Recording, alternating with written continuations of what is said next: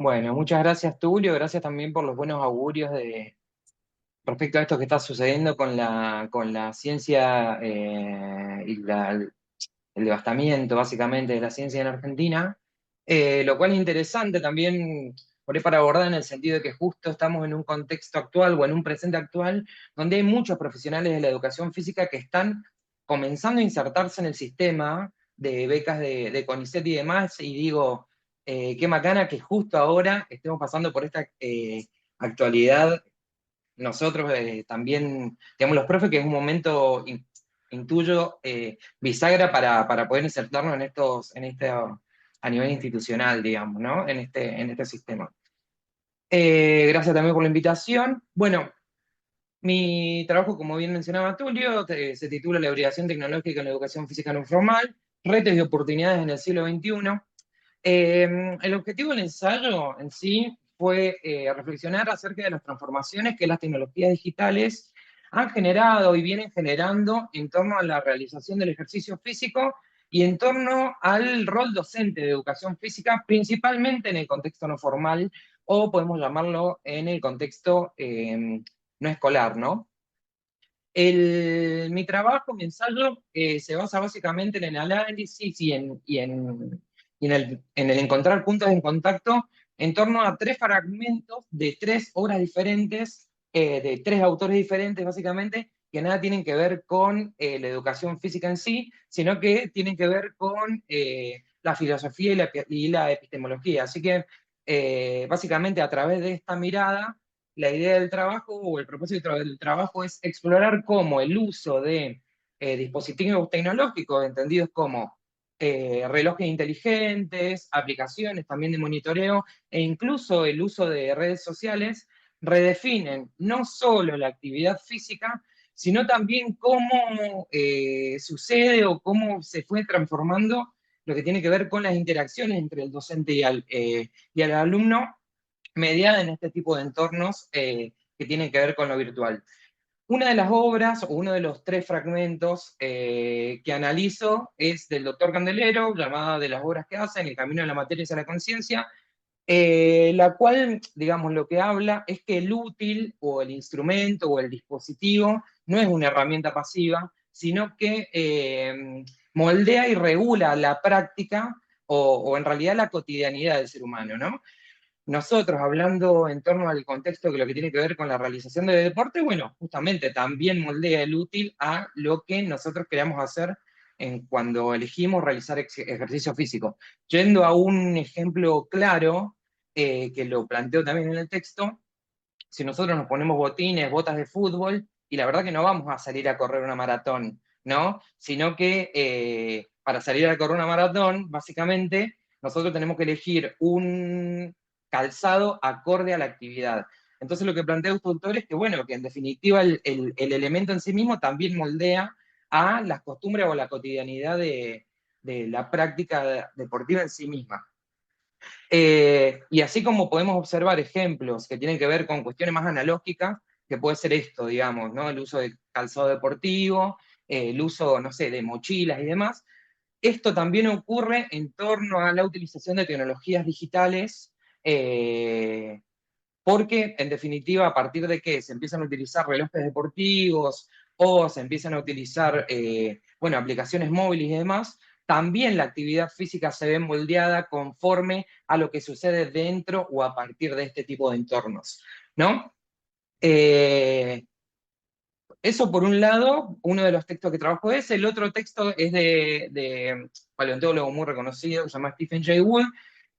que el ensayo, que pertenece a un libro llamado El pulgar del panda, este ensayo puntualmente se llama El camino del medio de Darwin, que lo que plantea en este texto es justamente correrse de los determinismos, y yo lo llevo hacia el lado de lo que tiene que ver con la presencialidad o la no presencialidad, o el entrenamiento a distancia, que también se le ha llamado y demás, conforme a lo que tiene que ver con nuestra práctica docente, ¿no?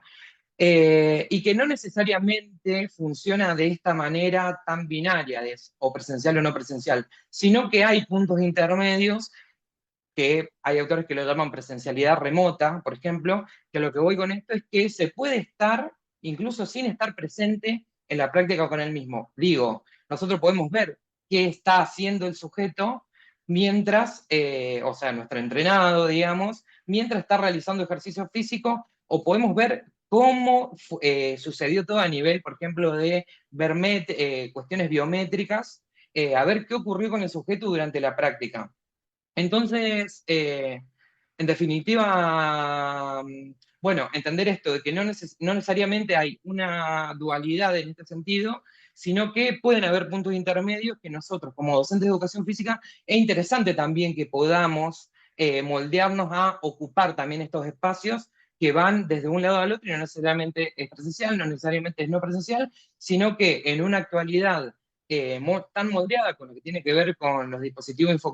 infocomunicacionales, el ejercicio físico, la realización del ejercicio físico también pasa por ese lado, y nosotros como docentes lograr explorar esos lugares resulta desde ya importantísimo para la práctica, para nuestra labor, porque quien hace ejercicio ya lo hace. Entonces, por ahí poder adaptarnos, ¿no? Y poder obtener esas herramientas y entender cómo funcionan y demás, puede ser un punto importante de actualización en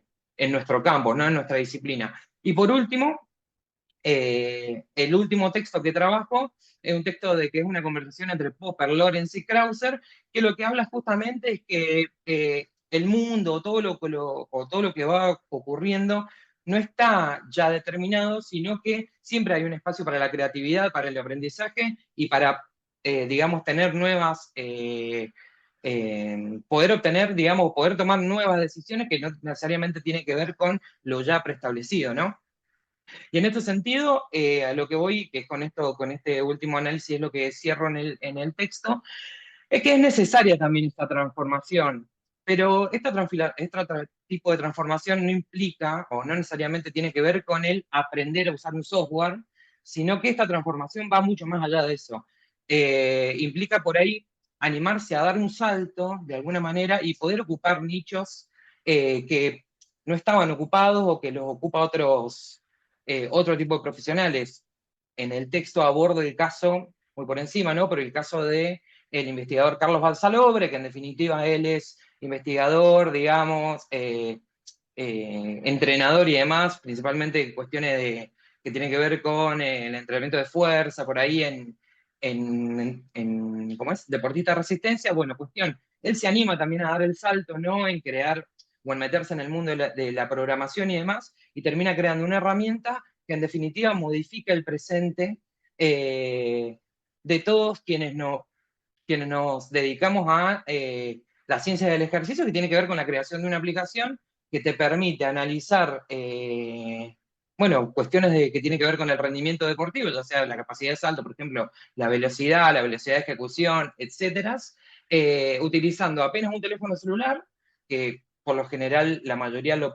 podemos tener, y además poder hacerlo a distancia, o sea que ya esta creación que hace él, esta innovación, permite incluso trascender fronteras en cuanto a límites geográficos y en cuanto a la cuestión de que no necesitamos tanto dinero para poder obtener materiales tan específicos como ser, por ejemplo, no sé, una plataforma de fuerza, ¿no? Que son realmente muy costosos y que generalmente estaban o ocupaban,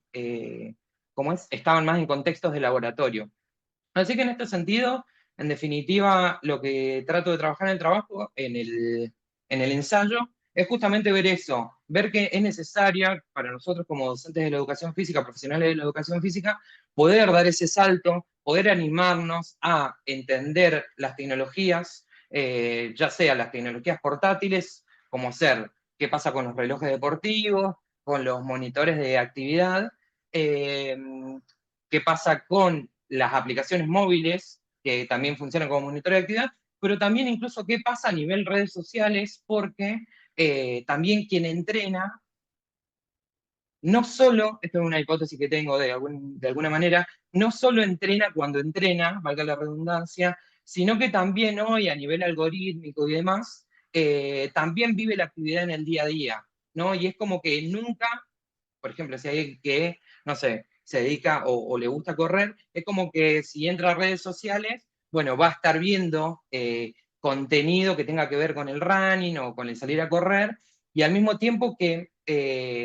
también lo practica, luego comparte sus métricas, comparte lo que hizo, para que otras personas de la comunidad runner vean, digamos, lo que hizo, a partir de ahí generar interacciones, likes, y todo esto también se lleva o va hacia un lugar que genera sentido de pertenencia para con la actividad y también con la comunidad. Entonces digo, nosotros como profes es súper interesante entender cómo funcionan las tecnologías, entender cómo o de qué manera usarla, pero también entender que incluso va más allá y que el cambio es también epistemológico en el sentido de que necesitamos también obtener herramientas que van más allá de la educación física o de lo específico, digamos, sino que es necesario entender cómo funcionan las redes sociales a nivel algorítmico, cómo funciona la estadística o lo que tiene que ver con la educación estadística, en el sentido de poder hacer una bajada de línea o poder bajar a la realidad las métricas que quien salió a correr, por ejemplo, bueno, se las arrojó la aplicación o el mismo reloj, el mismo dispositivo. Entonces, a partir de ahí, nosotros poder volver y reconectar con nuestra labor, transformarla hacia lo que tiene que ver con el contexto actual de uso de dispositivos tecnológicos a nivel portátil, digamos, de bajo costo, que la verdad que son parte de nuestra vida cotidiana. Así que, bueno, mi trabajo, el ensayo en general, tiene que ver con estos tópicos y bueno, no olvidar también que el vínculo social y el poder también establecer digamos, un buen feedback, una buena comunicación con el alumno, a pesar de no estar presente, y hacerlo por medio de este tipo de herramientas, es también una parte que tiene que ver con el momento actual que estamos viviendo y que la educación física también forma parte de ahí. Así que, de esta cotidianidad. Así que bueno, va por ahí mi trabajo.